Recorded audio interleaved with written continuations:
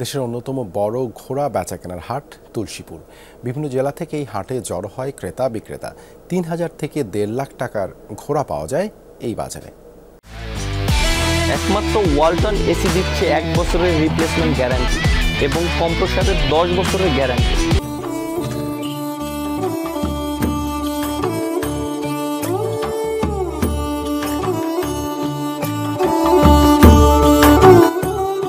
গ্রামে সাপ্তাহিক হাট পার। সূর্য তখনও দিগন্তে দেখা দেয়নি, তার আগেই হাজির দূর দূরান্তের ক্রেতা বিক্রেতা। ৮-১০টা হাটের তুলনায় তুলসীপুর একেবারেই ভিন্ন।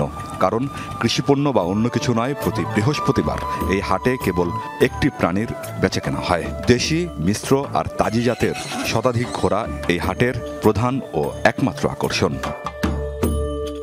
এই বাজারে বিভিন্ন দূর দূরান্ত থেকে ঘোড়া আসে, যেমন খুলনা, যশোর, লোহাগড়া, মাগুরা, পাটগাছা, মাদারীপুর, শিবচর, পাঁচচর, দিনাজপুর, রংপুর, গাইবান্ধা, নলডাঙ্গা, বামনডাঙ্গা, বিভিন্ন জায়গা থেকে এই জায়গায় ঘোড়া বিক্রি করার জন্য আসে এবং ক্রেতারাও আসে কেনার জন্য।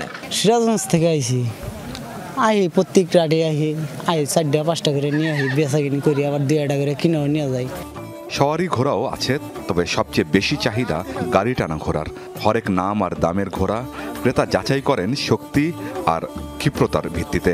এজন্য ঘোড়াগুলোকে দিতে হয় কঠিন পরীক্ষা। দেশের বিভিন্ন প্রান্ত থেকে শত শত মানুষ কেনাবেচার জন্য জড়ো হন এই হাটে। ৩,০০০ থেকে ১.৫ লাখ টাকার ঘোড়া কেনাবেচা হয় এই বাজারে। বড় ঘোড়া পাওয়া যায়, বাচ্চা ঘোড়া পাওয়া যায়, ঘুড়ি ঘোড়া পাওয়া যায়, টাটু ঘোড়া পাওয়া যায়। ভালো ঘোড়ার ভালো দাম, খারাপ ঘোড়ার খারাপ দাম। কেউ কেউ শক্তি পরীক্ষা করতেছে, কেউ কেউ চেহারা স্রোত দিয়ে নিতেছে। ঘোড়া শক্তি মানে ঘোড়া বান্ধ দেয়, আবার মানে দড়ি বান্ধ দেয়, আবার পাগড় নামার নাকি পুকুর আছে, এলে পরীক্ষা করে হেরে সুন্দরভাবে যার পর্যন্ত নিব, যার পর্যন্ত নিব না। ব্যতিক্রমী হাটে মিলবে ঘোড়ার লাগাম, জিন সহ আনুষঙ্গিক সব সরঞ্জাম। স্থানীয়রা বলছেন এ অঞ্চলে ৫০ বছর ধরে ঘোড়ার বেচাকেনা চললেও হাটের বয়স ৩০ বছরের মতো। এতদিনেও গড়ে ওঠেনি পর্যাপ্ত সুযোগ সুবিধা। বিভিন্ন জেলা থেকে পাইকাররা আসে, কোনো রকমের অসুবিধা এটা পড়ে। বিভিন্ন জায়গা থেকে লোক আছে, তারা প্রশাসনের কাছে একটা দাবি, তারা যে একটু হেল্প চাইলে হেল্প করে দেয়, এই তুলে আমার কাছে চাওয়া। ঐতিহ্যবাহী এই হাট উন্নয়নে নিজের পরিকল্পনার কথা জানালেন ইউনো।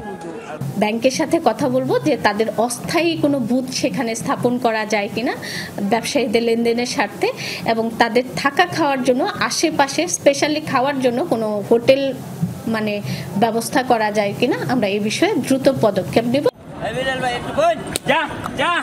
উপজেলা প্রশাসনের তথ্য মতে জামালপুর সদরের এই হাটে প্রতি সপ্তাহে হাতবদল হয় প্রায় ৫০ লাখ টাকা।